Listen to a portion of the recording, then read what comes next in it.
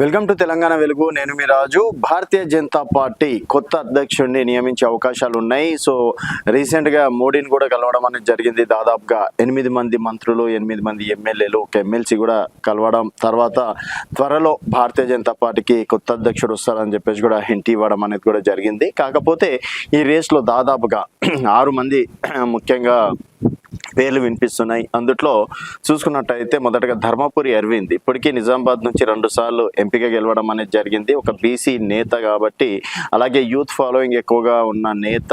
So డెఫినెట్గా ధర్మపురి అరవింద్ పేరు కూడా ఎక్కువగా వినిపిస్తుంది. సో ధర్మపురి అరవింద్కి యాక్చువల్గా కేంద్ర మంత్రి వర్గం లేదని అవకాశం వస్తుందని చెప్పేసి కూడా అనుకున్నారు. 2019లో కవిత పైన గెలిచి సంచలనం సృష్టించడం అనేది కూడా జరిగింది. సో ఎమ్మెల్యేగా ఓడిపోయినప్పటికీ నిజామాబాద్లో భారీ మెజార్టీతో మరోసారి ఎంపీగా కూడా గెలవడం అనేది జరిగింది. తర్వాత చూసుకున్నట్టయితే రఘునందన్ రావు 2019-20 ఉప ఎన్నికల్లో దాదాపుగా మళ్ళీ భారతీయ జనతా పార్టీకి ఒక మలుపు తిప్పారని చెప్పేసి కూడా చెప్పుకోవచ్చు. సో ఎమ్మెల్యేగా గెలవడం, తర్వాత మళ్ళీ ఎమ్మెల్యేగా ఓడిపోయినప్పటికీ ఎంపీగా గెలవడం అనేది జరిగింది. తన మాటలతోటి అటు ప్రత్యర్థులు ఎవరున్నా సరే వాళ్ళు డిఫెన్స్లో పడడం మాత్రం ఖాయమని చెప్పేసి కూడా చెప్పుకోవచ్చు.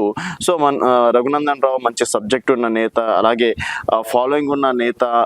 కేసీఆర్ ఫ్యామిలీకి, ఇటు రేవంత్కి చెక్ పెట్టాలంటే రఘునందన్ రావు లాంటి వారు ఉండాల్సిన అవసరం ఉందని చెప్పేసి కూడా చెప్పుకోవచ్చు. ఈవెన్ రేవంత్ రెడ్డి రోజు సక్సెస్ అయ్యిందంటే కేవలం తన స్పీచెస్ అని చెప్పేసి కూడా చెప్పుకోవచ్చు. తర్వాత డీకే అరుణ రేవంత్ రెడ్డి సొంత ఇలాగలో గెలవడం సంచలనం సృష్టించింది. అలాగే డీకే అరుణకి ఇక్కడ కాంగ్రెస్ నేతలతో కూడా మంచి అనుబంధం ఉంది కాబట్టి, సో పార్టీ అధ్యక్షురాలుగా తనని నియమిస్తే మాత్రం డెఫినెట్గా ఇటు కాంగ్రెస్కి చెక్ పెట్టచ్చు అనే యోచనలో, అలాగే ఒక మహిళకి రాష్ట్ర అధ్యక్షురాలుగా అవకాశం ఇచ్చిన చరిత్ర అంటే చెప్పుకోవచ్చు Bharatiya Janata party.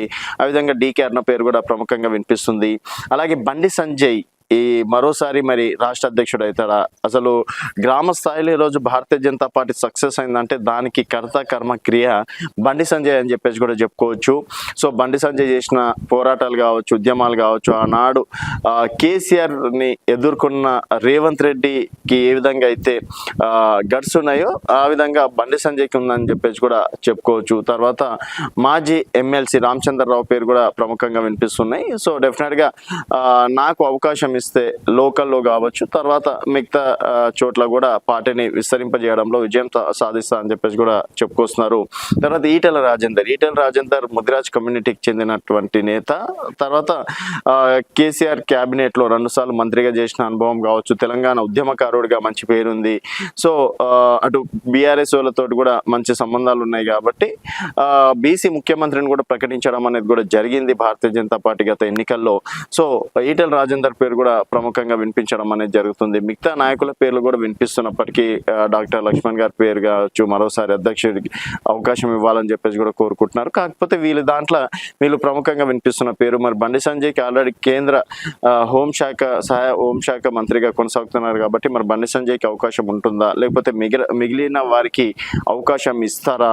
Already Congress party ఏడాది పాలన పూర్తవుతుంది కాబట్టి ఒక మంచి నేత గనక, యూత్లో ఫాలోయింగ్ ఉన్న నేత గనక ఇలాంటి టైంలో ఇస్తే మాత్రం డెఫినెట్గా భారతీయ జనతా పార్టీ మళ్ళీ మైలేజ్ వచ్చే అవకాశం ఉంది. ఇప్పటికీ బీఆర్ఎస్కి 2 సార్లు అధికారం ఇచ్చారు, కాంగ్రెస్కి అధికారం ఇచ్చారు, నెక్స్ట్ బీజేపీకి ఇచ్చే అవకాశాలు కూడా ఉన్నాయి.